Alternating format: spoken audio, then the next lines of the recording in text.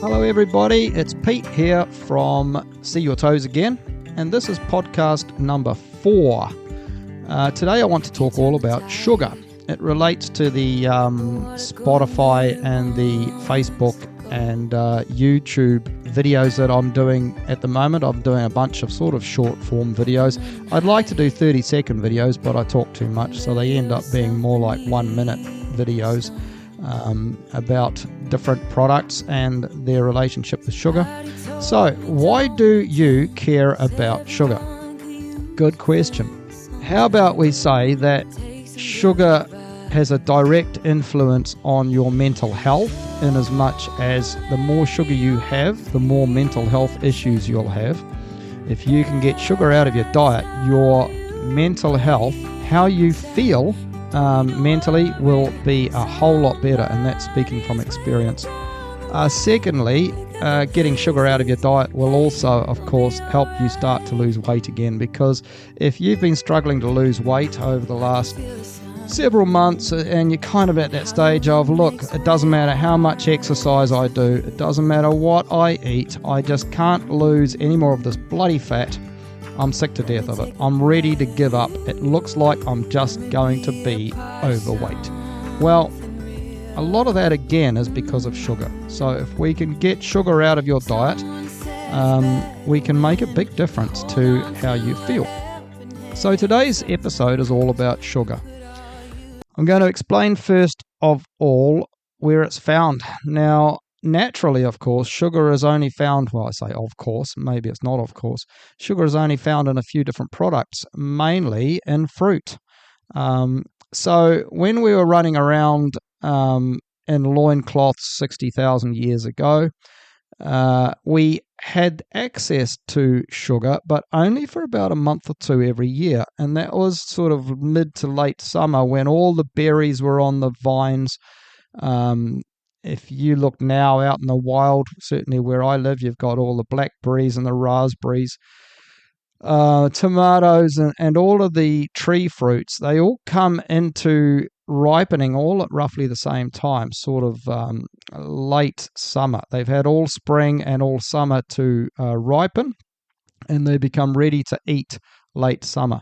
And that's when our forebearers, if that's the right word, our ancestors, managed to chow down on lots and lots of these sugary fruits for about a month, maybe 6 weeks of the year, every year, late summer, which was really handy for them. And in fact, it's been shown that it was a factor that probably kept humans as a species alive. Because what happened was when we chowed down on all that sugar, it did all sorts of things to our metabolism. It screwed us up, but effectively it put lots of fat on our bodies so that our ancestors could survive through a cold, harsh, foodless winter.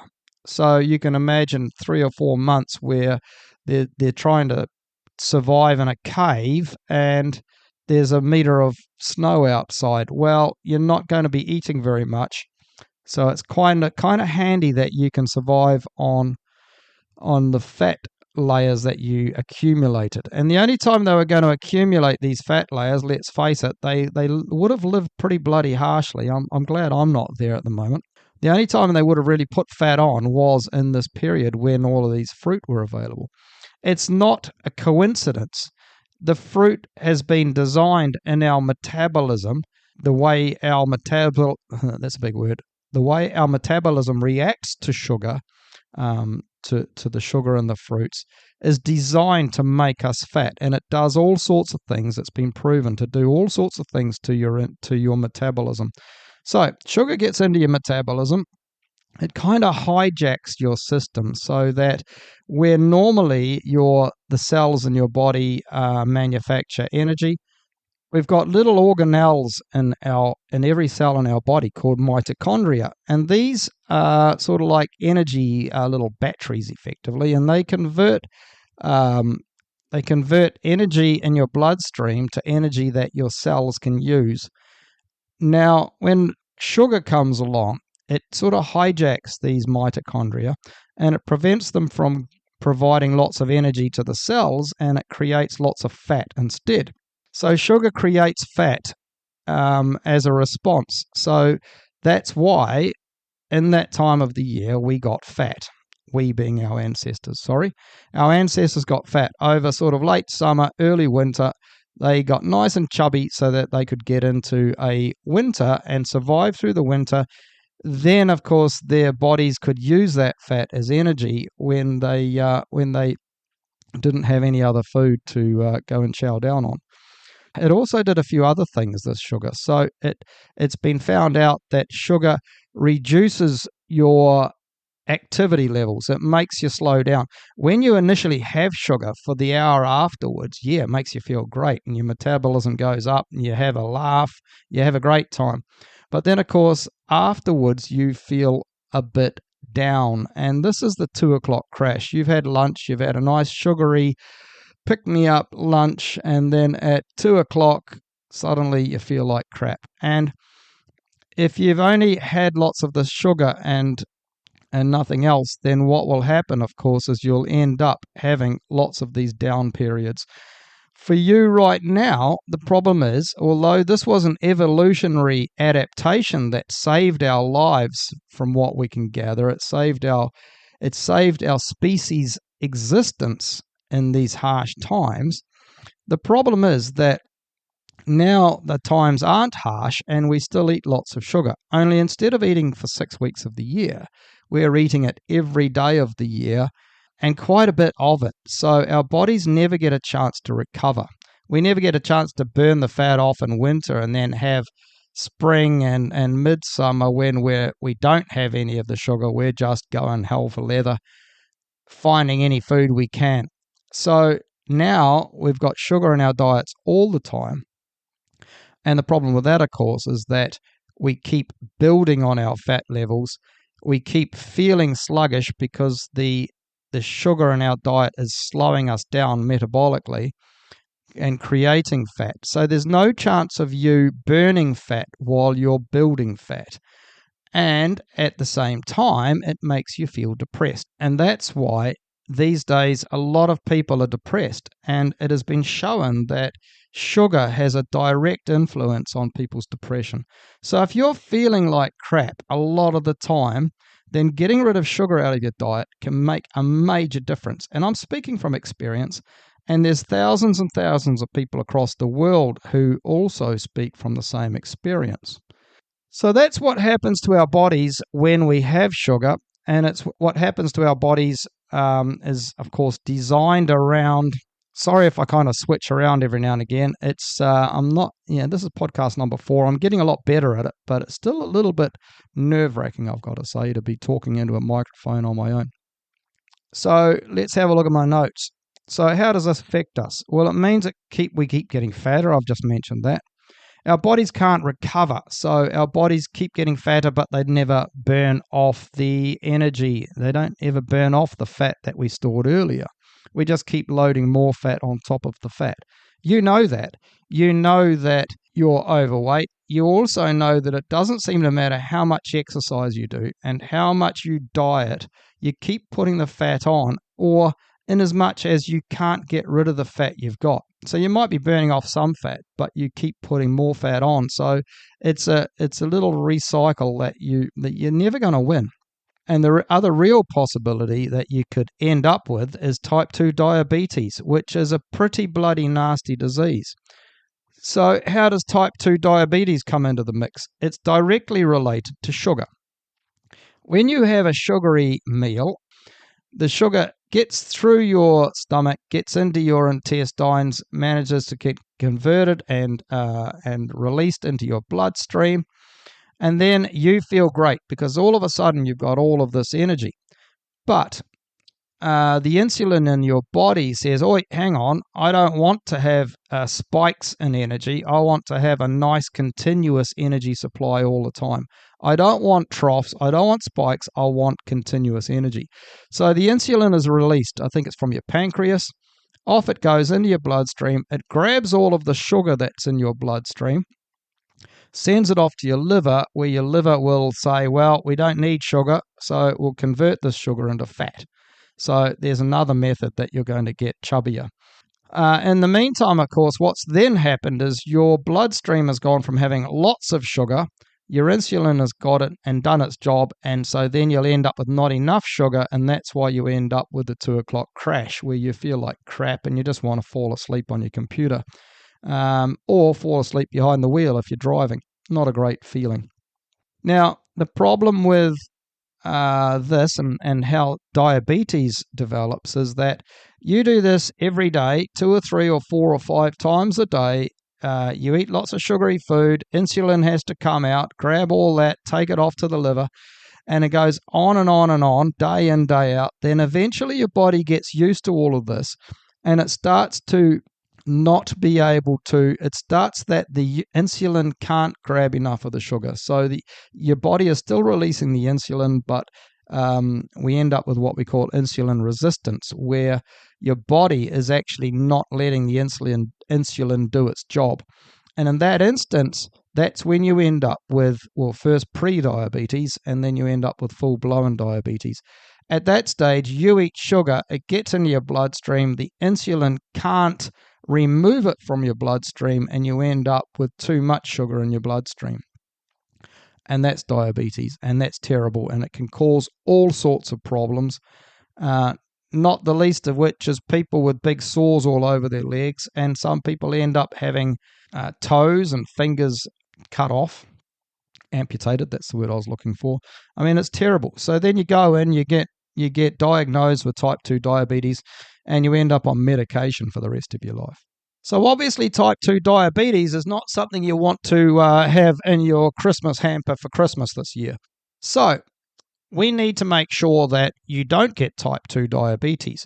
We need to make sure that you don't keep putting fat on when you're trying to lose it. And we need to try to make sure that you feel a hell of a lot better mentally.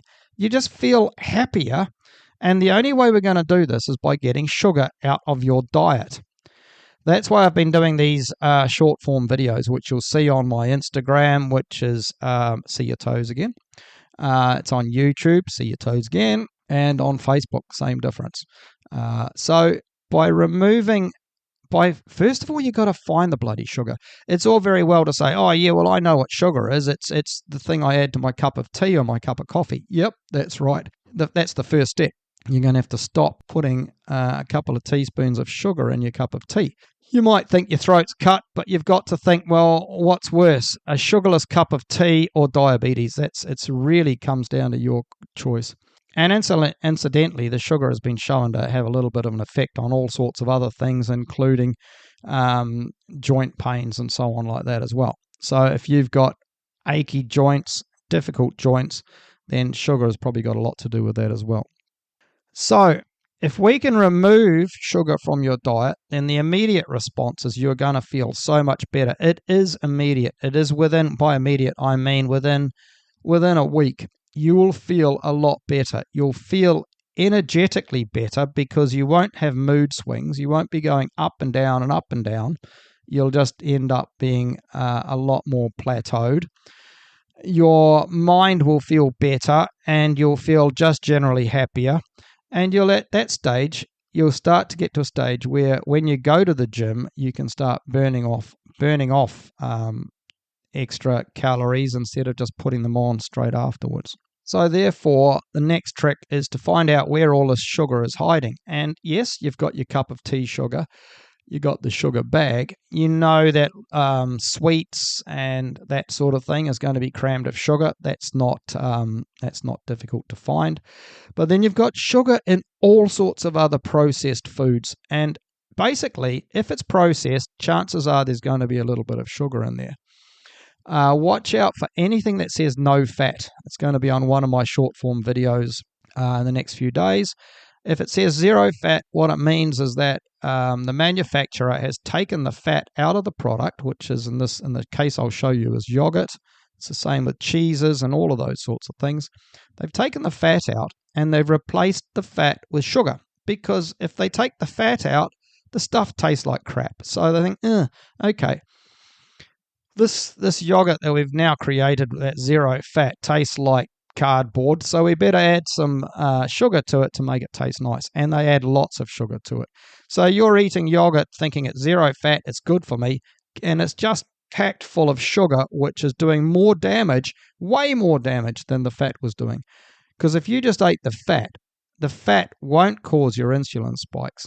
So the fat will actually do you a lot more good than the sugar will. And so, yeah, zero fat products. As soon as something has zero fat on it, avoid it like the plague. But there's all sorts of other things. And the best way to find out is to pick up the container or the pack, whatever you've got, read the back of the label. It has to tell you how many carbohydrates are in there, which is one thing. And then directly underneath, it'll say of which are sugars, and then it'll have a number for that. And like for the yogurts, I think the yogurt I had downstairs said per 100 grams of yogurt, there was 18% sugar. So that means of every 100 grams of yogurt you eat, you end up with 18 grams of sugar inside you. That's a huge amount. When normal yogurt, full fat yogurt's got like 4 or something. Anyway, check out the video if you have time. So let me have a quick look at my notes, put my glasses on. Once we get rid of the sugars out of your diet, if you find that that gives you a really good response and it makes you feel better, you're less moody, you're not going down and up and down and up, and if it's making you feel better in your mind as well, you're just feeling happier, then the next step is to get rid of all of your carbohydrates, or pretty much all of them, and that's what the ketogenic diet is all about. So in that respect, we are effectively removing all of the carbohydrates, well, most of the carbohydrates out of your diet, and we're replacing them with fats, and we teach your body to be able to burn fats. Because at the moment, if you've been eating lots of sugar and lots of sugary foods, then chances are your body doesn't actually, I get in trouble from nutritionists from saying this, but your body doesn't actually really remember how to burn fats, because carbs and sugar are always so freely available. It will just keep on burning those carbs and sugars and leaving your fat alone. So we need to reteach your body how to burn fat. And I talk about that, I think, in my first podcast or my second. So you're welcome to go back and listen to those. So I've got an example here. Now, this is quite an interesting example, because here's a bloke who, a fictitious bloke, who, let's say he weighs 100 kilograms. And that's, these days, a middle-aged bloke, 100 kilos, it's not too hard to find one of those chaps. He'll be wandering around. He'll have a bit of a belly on him. He's probably a fairly big bloke, but he'll have a big belly on him. He'll have big legs, big arms, everything else. He's not obese necessarily, although he'd be characterized as obese if you looked at the BMI. But, as far as we're concerned, he's just a big guy. Now, he's probably, if he's 100 kilograms, I think that's 220 pounds, then he's probably carrying about 30 kilograms of fat on his body. Now, here's the thing. With that 30 kilograms of fat, 1 gram of fat is equivalent to 9 calories. So 30 kilograms of fat has, wait for it, 270,000 calories. Now, this is why, if somebody says to you, or you hear on the news, so-and-so in prison has decided he's going to go on a fast out of protest. It's been 2 weeks. The poor man hasn't eaten for 2 weeks. We're really worried about his health. Most people have enough energy on them to last them for quite a long time. You still need water and stuff, and it would be nice to have electrolytes and so on. But as far as the actual energy is concerned, your body has the ability to last for quite a significant time. So if this 100 kilogram chap starts to decide to fast, he has 270,000 calories on him. And if he burned 2,000 calories a day, which is about average, then he would last on his body fat, he would be able to survive for 135 days without eating anything else that provides him with energy. So that's a sort of energy levels that people have on them already. If you're sort of reasonably overweight, just sort of got some cuddly rolls of fat. You're not feeling too bad. People don't call you fat, but you know that you've got a bit of extra. You've probably got quite a bit of energy parked on your body. Now, the problem is your body doesn't necessarily know or remember how to burn that fat off you. And that's why although this chap here, the 100-kilo guy who's got 135 days worth of energy on him, if he doesn't have breakfast the first morning, he's dying of hunger. He's going, oh my God, I'm going to die of hunger. I'm just so bloody hungry. And that's because his body isn't designed to burn that fat. It's the body instantly says, where are my carbs? Where's my sugar? Where's the food I need? And so he needs to reteach it to be able to burn the fat. And that's what we do in podcasts 1 and 2. We reteach your body how to burn your body fat, where it really probably can't at the moment. So that's just something to bear in mind. Go back and listen to those if you have time. What happens is once you learn to burn body fat, then you become what we call as metabolically flexible. Because at the moment, you're metabolically inflexible. You can burn your carbs, but you can't burn your body fat. So what we need to do is teach your body to be able to burn carbs when they hit your bloodstream, but also burn body fat and burn dietary fats, so fats you eat. So when you eat that full-fat yogurt, your body can enjoy the fat content that's in it. So what are the results? What results can you expect out of this? I've kind of touched on this quite a few times already, but I'll just race through again. You're going to have better moods. You're going to have much better moods because your body won't be bouncing up and down with energy. It'll just be stable. When you're up and you feel great, that's fine. But when you're down, that's when you feel really bad. And it's when your mind especially can really play hell on you. So the stable energy becomes really important. And emotionally, of course, you become a lot better. And you probably become a lot better person to be around, to be honest, because let's face it, otherwise your partner or your kids or whoever's around you doesn't really know what mood you're going to be in from one hour to the next.